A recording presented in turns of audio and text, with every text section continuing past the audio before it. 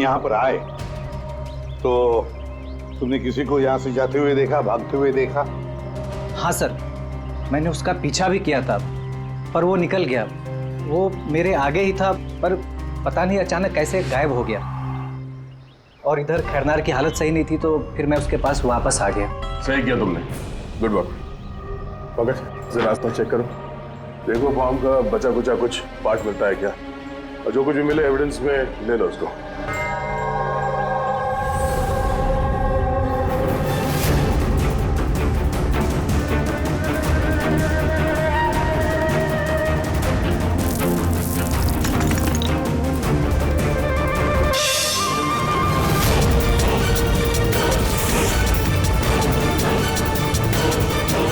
Sir,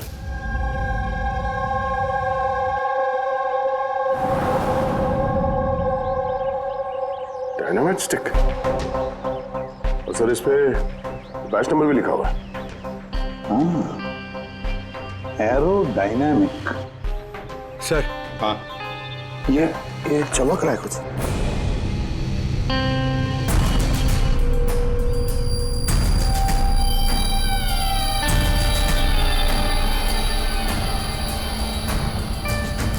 देखे तो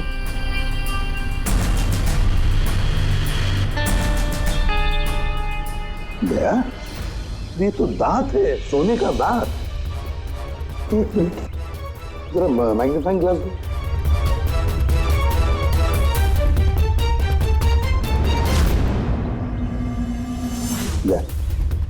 देखो इस पर कुछ लिखा है। हाँ सर, NK लिखा हुआ है। NK? तो कहीं ये मरने वाले के नाम का इनिशियल तो नहीं है? बिल्कुल हो सकता है, और कहीं ऐसा तो नहीं ये NK नाम का जो भी है किडनैप किया गया हो। और अगर किडनैप किया है तो सर उसके घर वालों ने कहीं ना कहीं तो गुमशुदा होने की रिपोर्ट लिखवाई होगी। हाँ, चेक करते हैं, देखते हैं कितने NK इनिशियल्स के कितने लोग गायब हुए हैं।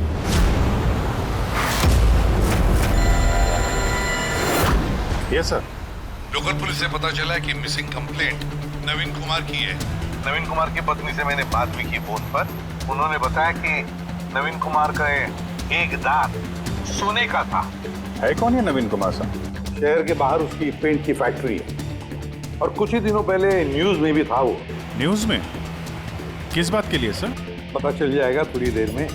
अच्छा देखो, इस नवीन का घर का पता भेजा है मैंने तुम्हें, और तो और उसकी बीवी को भी उसकी मौत के बारे में बताया मैंने। और अगर मेरा अंदाजा सही है तो अभिजीत, जरूर मीडिया वाले तुम्हारे से पहले वहां पहुंच गए होंगे।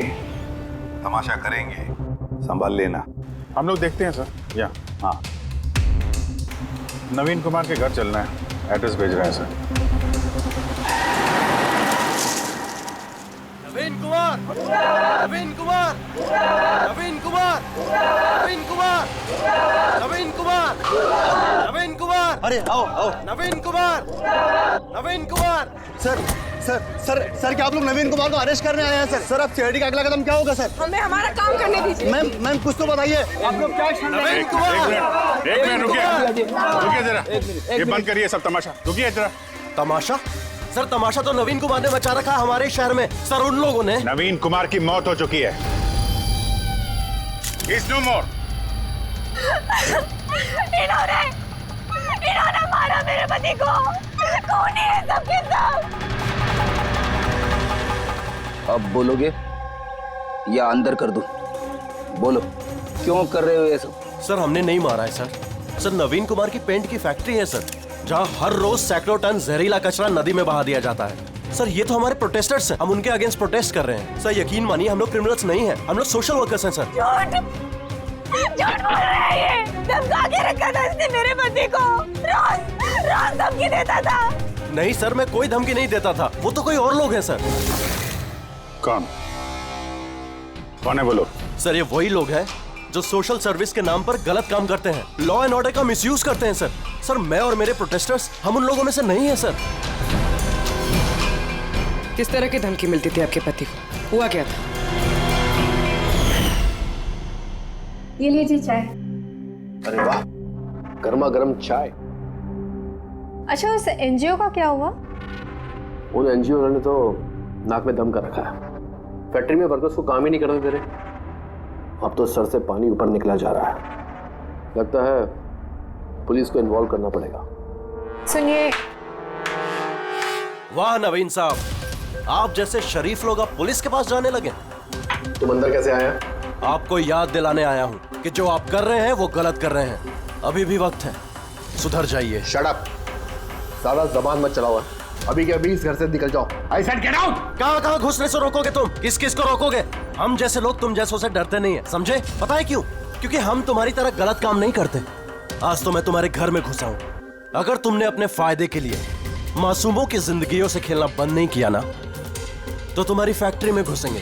तुम जैसे गुंडों से निपटना मुझे अच्छी तरह आता है, और ये फालतू की धमकियां ना किसी और को जाके देना। मुझे जो करना है मैं करूंगा, और तुम्हें जो करना है ना कर लो। मैं धमकी नहीं दे रहा हूँ, समझा रहा हूँ। अगर तुमने अपने उल्टे काम बंद नहीं किए ना, तो तुम्हारी फैक्ट्री तो मैं बंद करवा के ही रहूंगा। तू मेरी फैक्ट्री बंद कराएगा? मेरी फैक्ट्री बंद कराएगा तू? सुनिए, सुनिए प्लीज, प्लीज आप शांत हो जाइए और आप इन्हें परेशान करना बंद कीजिए। आप जाइए यहाँ से प्लीज। प्लीज कह रही तुम इसे? इससे तो मैं लात मार के घर से बाहर चल दौड़ेगा। ये कहां से आवाज आई है?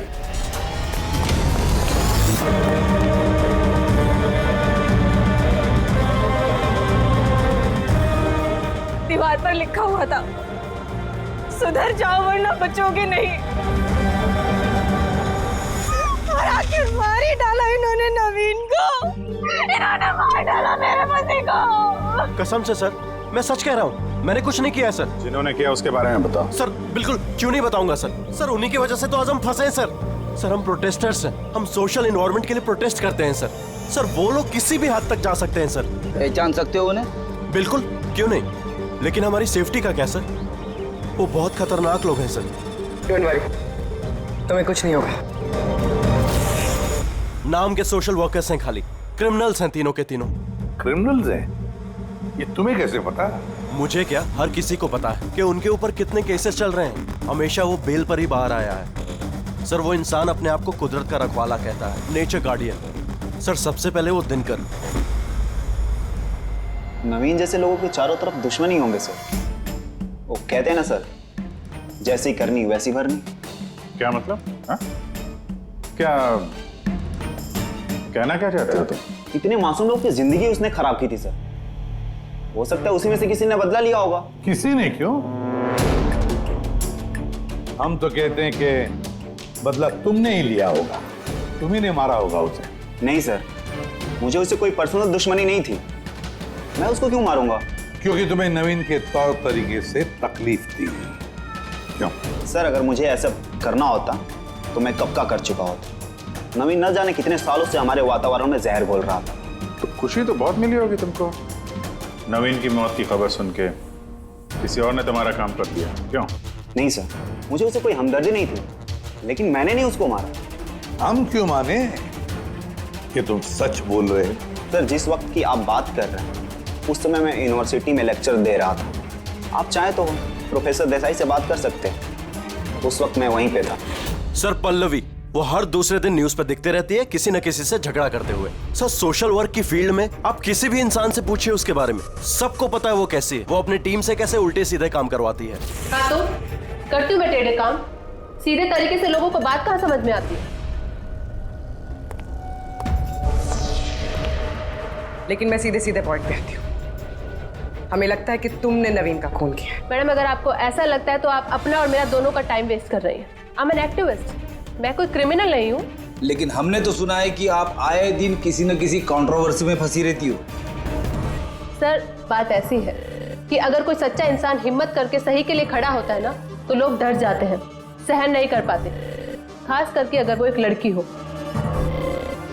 आप तो जानते हैं ना सोसाइटी की मेंटालिटी को।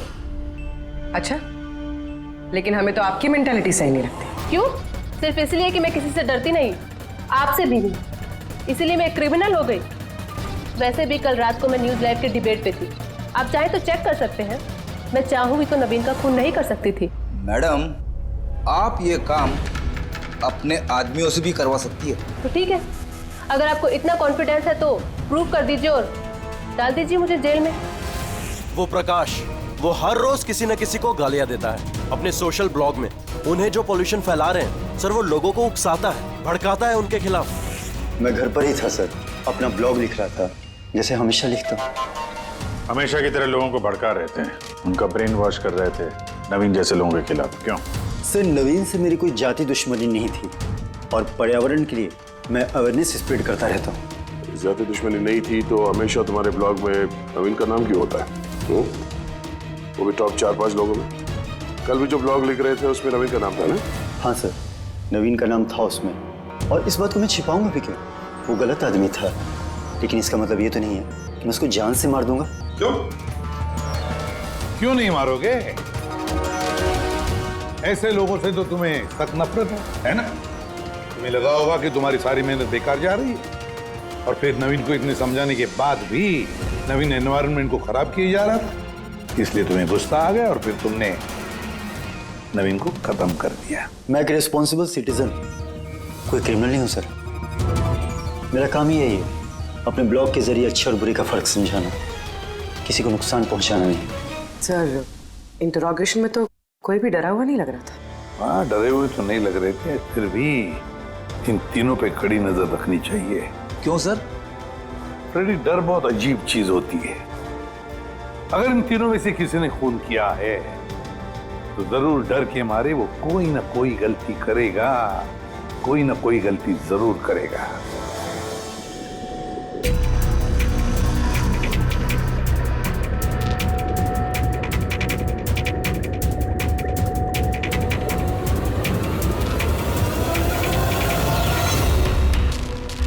तारिका,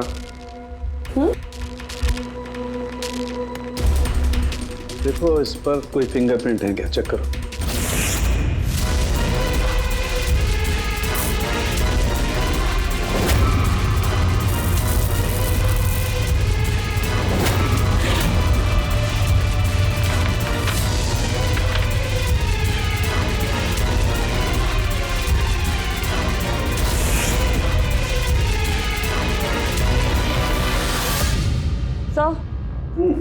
इस पे तो कोई फिंगरप्रिंट्स नहीं है।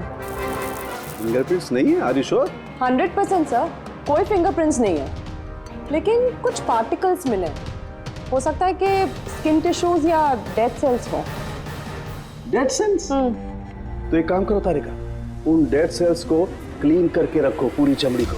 वो आएंगे ना अभी श्रीमान प्रद्युमन, जानते हो ना हर चीज में अपनी नाक डालते हैं, जरूर पूछेंगे। Please clean it up. तो डायनामाइट पर कोई फिंगरप्रिंट्स तो नहीं मिले, लेकिन किसी के डेड स्किन टिश्यूज मिले, सड़ी हुई चमड़ी के टुकड़े। सड़ी हुई चमड़ी? हो सकता है वो सड़ी हुई चमड़ी के टुकड़े उसी आदमी के हो जिसने ये डायनामाइट लगाया हो। हाँ सर। तो सड़ी हुई चमड़ी के टुकड़ों से तू डीएनए टेस्ट तो कर सकता है ना, पता तो चल सकेगा। बस सड़ी हुई चमड़ी से डीएनए निकालना बहुत मुश्किल काम है। हाँ, लेकिन एक बात पक्की तौर पर कह सकता हूं, जिस किसी ने भी इस डायनामाइट को आखिरी बार पकड़ा है ना, उसे एक स्किन डिजीज है, चमड़ी की बीमारी, और वो भी बहुत सीरियस बीमारी। ऊपरी तौर पर देखने से शायद पता ना चले, लेकिन बॉस ये बीमारी उसे अंदर ही अंदर खत्म कर रही है। फिर तो इस बीमारी के जरिए हम उस तक पहुंच सकते। हाँ, पर कोई सुराग तो चाहिए।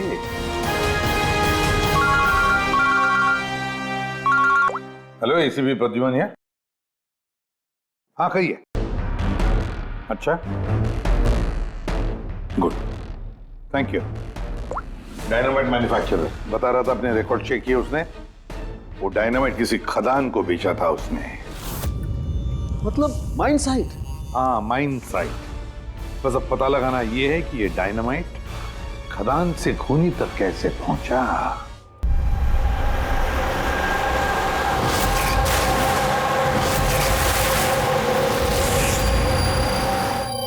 एक डायनामाइट उधर लगाओ, ठीक है, और एक 50 मीटर की दूरी पर वहां पर लगाओ। जी सर। और एक उधर भी लगा सकते हो तुम। जी सर। और एक सीधे लगाओ वहां पर, बिल्कुल 50 मीटर की दूरी पर, और ये 6-6 सेकंड में ब्लास्ट होने चाहिए। जी सर। ओके। और कहाँ लगा सकते हैं? शायद वहां बीच में फिट करें हम। एक्सक्यूज मी, मिस्टर विनीत आप हैं? यस, आप कौन हैं? आप इस साइट के मैनेजर हैं? लेकिन बात क्या है वैसे? देखिए विनीत जी, जब मैन्युफैक्चरिंग कंपनी से डायनामाइट तुम्हारे यहाँ आते हैं, मेरा मतलब है यहाँ माइन साइट पर, उसके इंचार्ज तो तुम ही होंगे ना? इंचार्ज तो मैं ही हूँ, लेकिन कंसाइनमेंट के बाद ऑपरेटर टीम भी इसे हैंडल करती है। मैं इसे अकेला नहीं संभालता। हमने पूछा आपसे कि डायनामाइट्स कौन संभालता है? जरा ये डायनामाइट स्टिक ध्यान से देखिए। क्या बैच नंबर देख के बता सकते हैं कि इस लॉट के बाकी के डायनामाइट स्टिक्स इस वक्त कहाँ हैं? साहब, ये लास्ट कंसाइनमेंट का लगता है, अभी यूज नहीं हुआ है, गोदाम में पड़ा होगा। चलो दिखाओ। विनीत, जब ये डायनामाइट का कंसाइनमेंट यहाँ पर आता है तो उसे चेक भी तुम ही करते होंगे, तुम जो इंचार्ज हो, है ना? हाँ हाँ हाँ, ऑफ कोर्स सर। तो आपको इस बैच के कंसाइनमेंट में कोई गड़बड़ लगी? गड़बड़? नहीं नहीं, नॉर्मल तो था जैसा होता है, पर आप ऐसा क्यों पूछ रहे हैं? नॉर्मल जो है जैसे होता है। और बॉक्स पे 10 सेट लिखे हुए सर, जरा इसको खोल के देखना कितने, गिनो।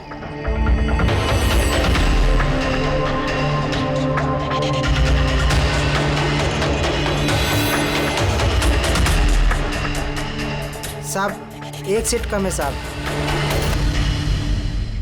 अब ये चक्कर क्या है, यही मुंह खोलोगे या फिर खातिरदारी करने के बाद ही मुंह खोलोगे तुम? सर बताता हूं, मैं हमेशा से ये सेट्स मछुआरों को बेचा करता था, बॉम्ब फिशिंग के लिए। मतलब इल्लीगल इस्तेमाल करते हो इसका?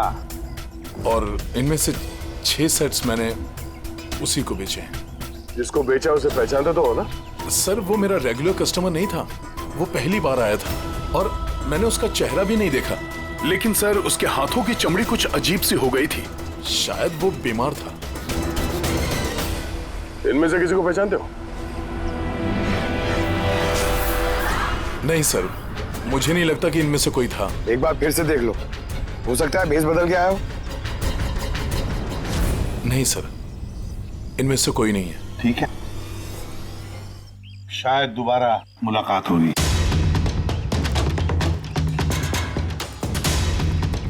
सर मुझे लगता है हमें उन लोगों की लिस्ट बनानी चाहिए जिन्हें इस तरह की बीमारी है। आई नो थोड़ा मुश्किल है, बट ट्राई करते हैं सर। नहीं, ट्राई तो करना ही पड़ेगा दया। सबसे बड़े बड़े हॉस्पिटल और छोटे से छोटे नर्सिंग होम, क्लिनिक्स में जाकर पता लगा इस बीमारी वाले पेशेंट्स के बारे में।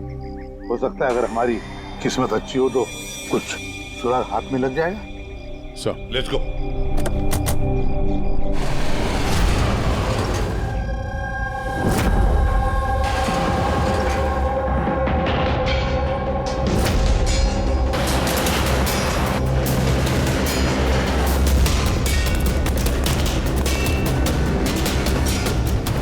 देखिए, ऐसी बीमारी हजारों में किसी एक को होती है। हालांकि ऐसे पेशेंट्स की लिस्ट बहुत लंबी है। कईयों को पता भी चलता है लेकिन इलाज नहीं कराते। इसको ढूंढना तो बहुत मुश्किल है।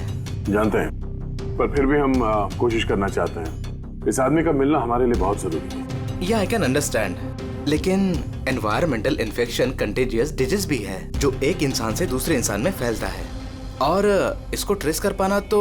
एक मिनट, क्या कहा आपने? Environmental infection? जी, मतलब हमारे आसपास के एनवायरनमेंट में होने वाले इन्फेक्शन, हवा पानी वगैरह से, उससे फैलने वाला इन्फेक्शन। चलिए मैं आपको एक पेशेंट दिखाता हूँ। न्यूरोलॉजिकल इनस्टेबिलिटी, ये बीमारी पेशेंट के दिमाग पर धीरे धीरे गहरा असर डालती है। वो अपना आपा भी खोने लगता है, उसका दिमागी संतुलन भी खो सकता है, जैसा कि नीरज ने खोया है। और फिजिकल कंडीशन, आई मीन ऐसे पेशेंट्स में ये तेजी से भाग सकते हैं वगैरह ये लोग? हाँ, नॉर्मली चल फिर तो सकते हैं, लेकिन अगर बीमारी एडवांस स्टेज की है तो दौड़ना उसके लिए पॉसिबल नहीं। सर लेकिन एड्रेनलिन इंजेक्शन लगाएं तो बॉडी में थोड़ी देर के लिए ताकत आ सकती है। हाँ, लेकिन उसका साइड इफेक्ट बहुत होता है सर। एड्रेनलिन इंजेक्शन देना बहुत रिस्की होता है। रिस्की हो सकता है, पर इस मुजरिम का जो मानसिक संतुलन जिस हिसाब का है, तो हो सकता है उसे साइड इफेक्ट से कोई फर्क ना पड़ता हो। लेकिन अगर वो वाकई नीरज की तरह मेंटली अनस्टेबल है तो फिक्र आप लोगों को करनी चाहिए। क्या मतलब? मतलब ये कि अगर वो एक खून कर चुका है तो दूसरा भी कर सकता है।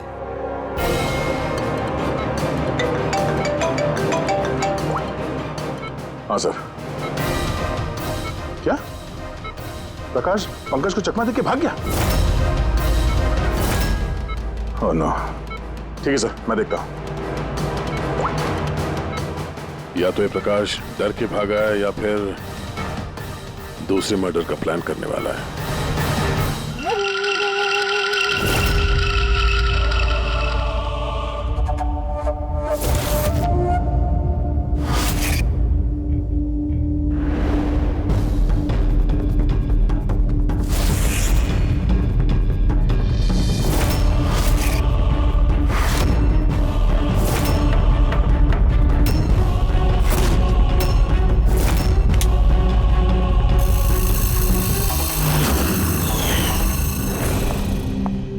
अरे पापा, आज आप जल्दी उठ गए।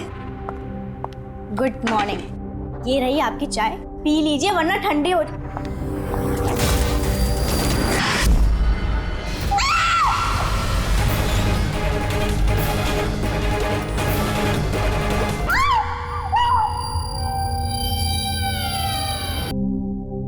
डॉक्टर का कहना बिल्कुल सही था।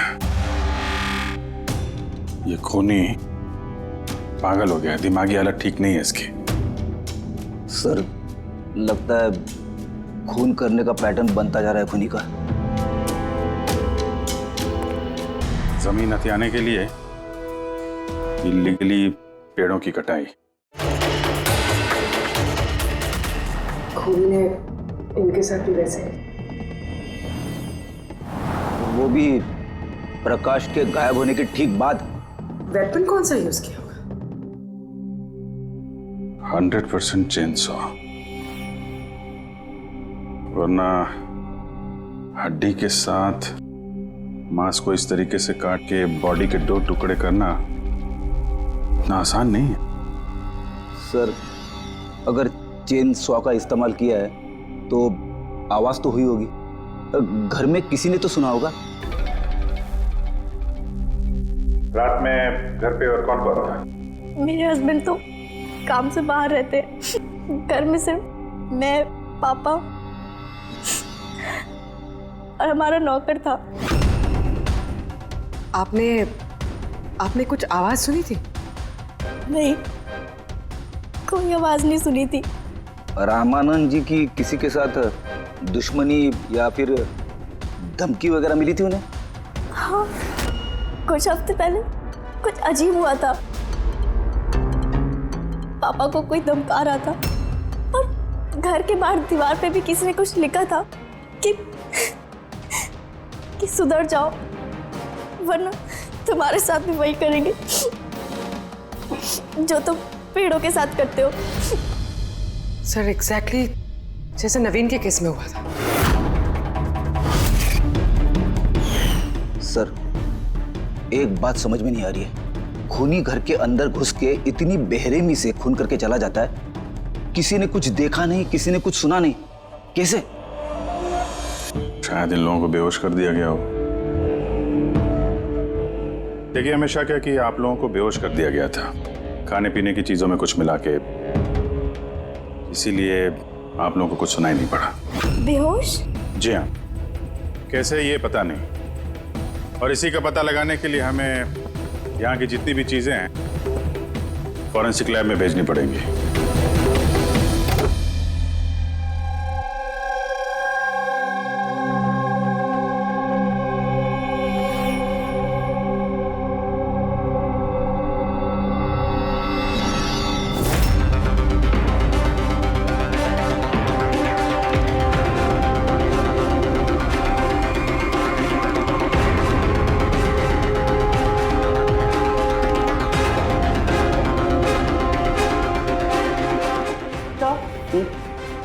घर पे जितनी भी खाने की चीजें थी सब चेक कर ली और पीने की भी। कोई भी नींद की दवाई नहीं मिली। No sedatives. नहीं मिली? Are you sure? एब्सोल्युटली। लेकिन तारिका, सब लोग बेहोश तो थे। इसका मतलब कोई ना कोई तो नशीली दवाई होगी जिसकी वजह से वो बेहोश हुए। खाने में पीने में किसी चीज में तो होनी चाहिए, इसमें थी।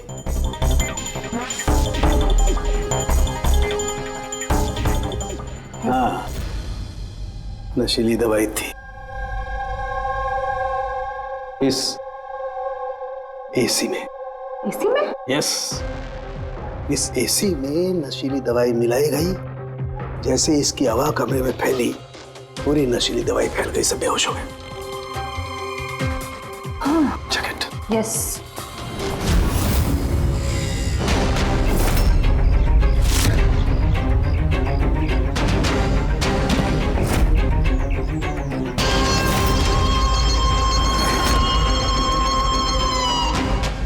साउंड के तो हवा में तीर तो नहीं मार रहा, ऐसा कैसे हो सकता है? ऐसा ही हुआ है बॉस। एसी में नशीली दवाई थी। मुझे एसी के ब्लोअर में, उसके फिल्टर में, सब जगह सेडेटिव मिला है, और वो भी बहुत हाई डोज। माय गॉड, ये कैसे हो सकता है यार?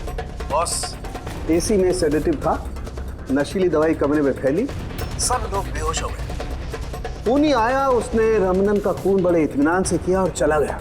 किसी ने कुछ नहीं सुना। अच्छा चल ठीक है। साळुंखे का फोन था, बता रहा था रमानंद के घर में जो एसी है उसमें से नशीली गैस छोड़ी गई थी, एनेस्थेटिक गैस।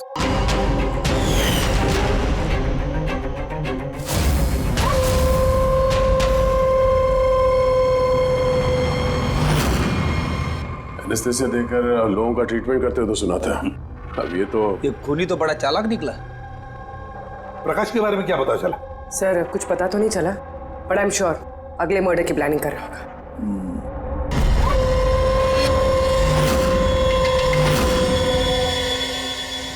लेकिन अगर खूनी बीमार है तो ये प्रकाश तो अच्छा खासा भाग रहा था। सर, ऐसा भी तो हो सकता है कि उसने किसी और से खून करवाया हो। तो फिर वो भागा क्यों?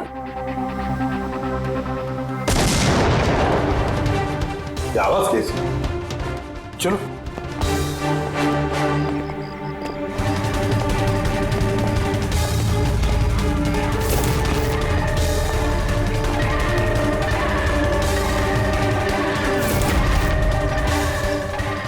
तुम्हारा काम मैं कर रहा हूं एसीपी।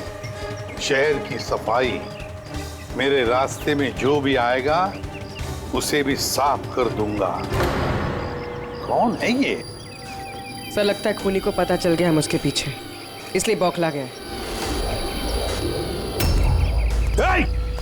रुक, पकड़ो उसे।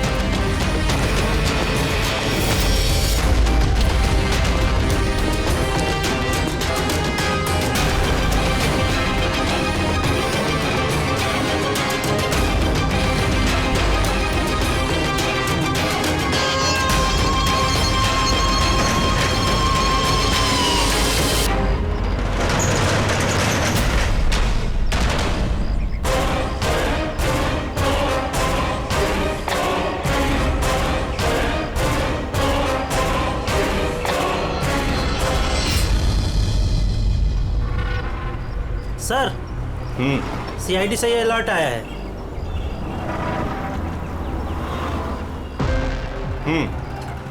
ये सब वही लोग हैं जिनको नॉइस पोल्यूशन की धमकियां मिली हुई हैं। सखराम, हाँ? वो क्लब का मालिक याद है? अरे जिसको पिछले दिनों धमकी मिली थी। कौन सर? वो वीर। अच्छा सखराम, उसके खिलाफ कोई कंप्लेंट आई है क्या? हाँ सर, वो रेजिडेंशियल एरिया है ना, तो आसपास के घर से 2-4 कंप्लेंट आई हैं कि देर रात तक म्यूजिक तेज आवाज में बजता है, यही सब है। शोर मतलब नॉइस पॉल्यूशन। सखराम तुम एक काम करो। हाँ सर। आप सीआईडी ब्यूरो में फोन लगाइए अभी और इसी वक्त।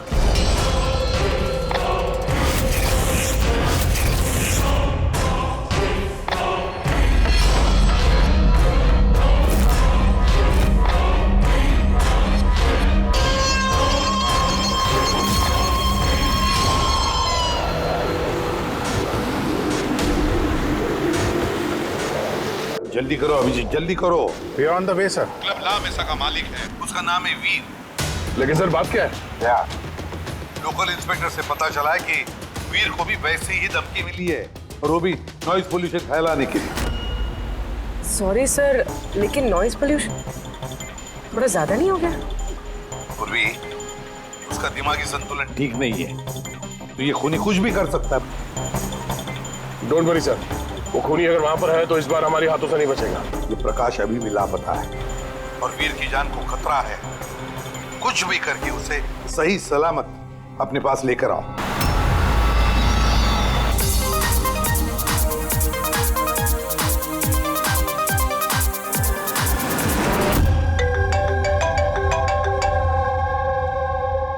हेलो हेलो वीर, मैं एसीपी प्रद्युमन बोल रहा हूँ, सीआईडी से। सीआईडी? क्या बात है सर? मेरी बात ध्यान से सुनो, तुम्हारी जान को खतरा है। क्या? लेकिन मुझे कौन मारना चाहता है? देखो वीर, अगर तुम क्लब में हो तो कहीं भी बाहर मत जाना। मेरे ऑफिसर्स वहां तुम्हारे क्लब पे आ रहे हैं तुम्हारी सेफ्टी के लिए। और एक बात, भीड़ में ही रहना, लोगों के बीच रहना, समझे? अकेले कहीं पर भी नहीं।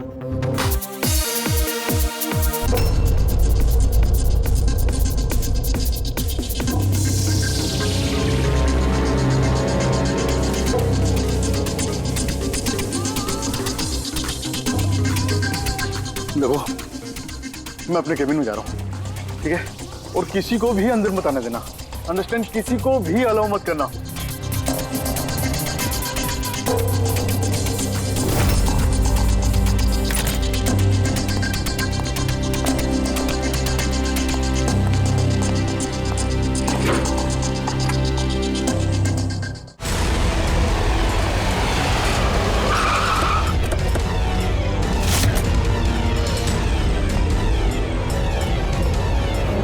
सीआईडी।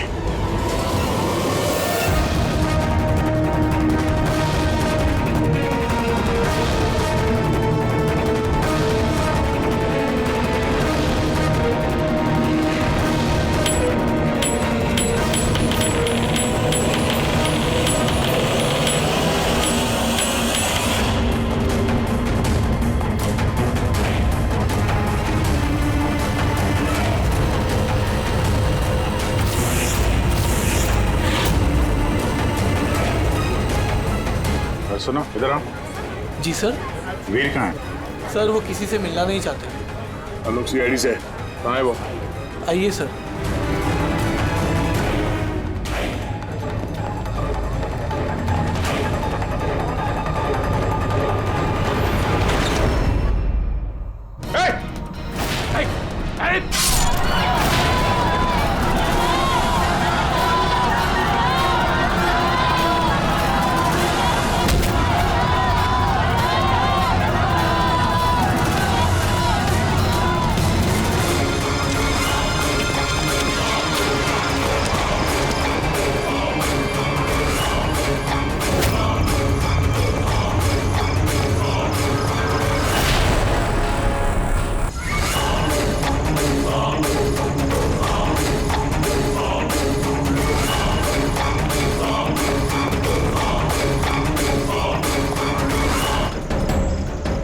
क्या कहा वो?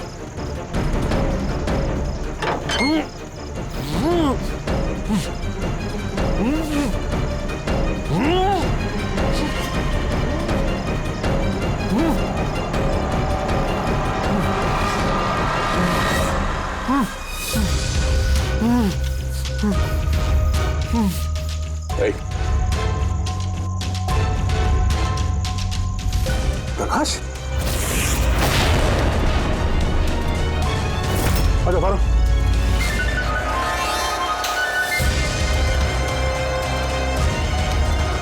यहाँ कर क्या रहा था? हैं? नाटक कर रहा था क्या हमसे छुपने के लिए? नहीं अभिजीत, लगता तो नहीं है। इसके हाथ पैर बंधे हुए थे, लगता है किसी ने हाथ पैर बांध के इसे यहाँ फेंक दिया। पूर्वी, एसीपी साहब को फोन करके बताओ कि प्रकाश मिल गया, और मरहम पट्टी भी करो। सर जाओ। चलिए। समझ में नहीं आता, हर बार हाथ से निकल कैसे जाता है, गायब कहाँ हो जाता है? उसे आसमान खा गया या जमीन निकल गई?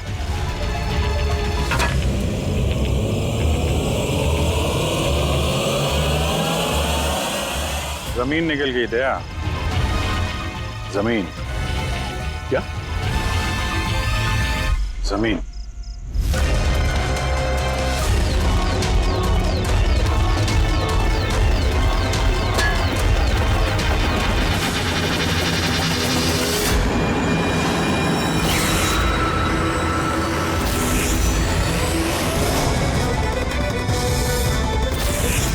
बाहर निकल। क्यों? खून करते वक्त तुम्हारे हाथ नहीं कांपे, अब कांप रहे? जेल जाने के डर से? यह एड्रेनलिन का असर खत्म हो गया। हाँ? जिस इंजेक्शन के दम पे तुम भाग रहे थे उसका असर खत्म हो चुका है। अब मुंह खोलोगे भी या मुंह खोलने के लिए और एक इंजेक्शन देना पड़ेगा? मुझे कोई मजा नहीं आता इंजेक्शन लेने में। ये मेरी एक मजबूरी है जो मुझे लेना पड़ता है। एक वक्त था जब मैं हट्टा कट्टा और मजबूत था। एक दिन मेरा एक बुरा वक्त आया और मुझे इस बीमारी ने घेर लिया। फैक्ट्री, मिलों से निकलने वाला जहरीला धुआं और कचरा, जो पोल्यूशन, उससे लाखों लोग इन्फेक्टेड थे। पता नहीं रोज कितने पेशेंट आते थे। उनके साथ रहते रहते मैं भी बीमार हो गया। बीमारी कब हुई तुम्हें? 6 महीने पहले। और उन 6 महीनों में इस बीमारी ने तुम्हारे शरीर के साथ साथ तुम्हारे दिमाग पर भी असर करना शुरू कर दिया। तुम्हें पता है तुमने क्या किया? हाँ? मैंने किसी का कुछ नहीं बिगाड़ा। बिगाड़ा उन लोगों ने। हवा, पानी, सब में जहर घोल दिया। बस तब मैंने सोच लिया, जिन लोगों ने मेरी ये हालत की है उनको मैं छोड़ूंगा नहीं। मैं बदला लेके रहूंगा। और इसीलिए तुमने बीएमसी में नौकरी की, ताकि पूरे शहर के सीवेज सिस्टम का नक्शा तुम्हें याद हो जाए। उसका फायदा उठा के तुम वहां से भाग जाते थे। हमें लगता था कि तुम अचानक कहाँ गायब हो गए।